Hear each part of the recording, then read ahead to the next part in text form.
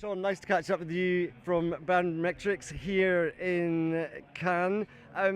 So your speciality is in brand lift measurement. Can you just tell us a little bit, and in sort of short focus, what exactly that is? Of course.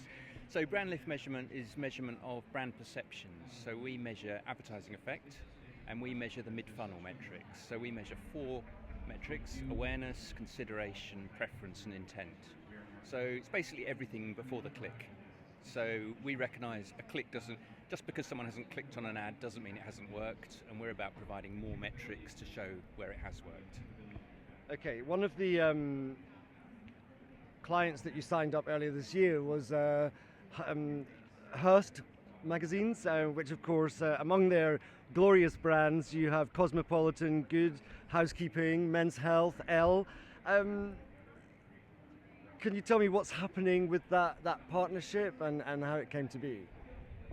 Yeah, I think we have a lot of news publishers on our client list, and we think magazine publishers, or traditionally magazine publishers, are another great area to look at, because they tend to have very strong relationships with their audience, often around specific topics, and the audience is often really engaged with the content, which is all great news. But having some extra metrics to prove the effect of that engagement, I think just makes their proposition even more powerful.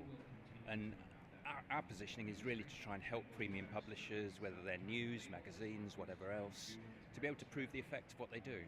We want to see fewer dollars going to the big platforms. Oh, right, okay. So I'm a consumer.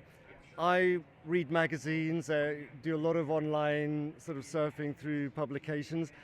Still, even today, some of the ads that I'm presented with, I don't find are that relevant to me after all, for all the technology that we have in place. How do you guys address something like that? Well, we measure every ad in the same way. So if an ad's not working for you, it won't score as highly as an ad that is working for you. So we're all about trying to measure consistently. And in terms of how effective the ad is, the results that we produce will prove one way or the other. So I should just wait and see what happens in the future there in terms of the relevant ads to me. So you're here in Cannes for the Lions. What sort of conversations are you having with people here this week? I think there's been a lot of conversations around CTV. That seems to be one of the big buzzes. That's connected TV. Connected TV, yes. Another big area is around retail media.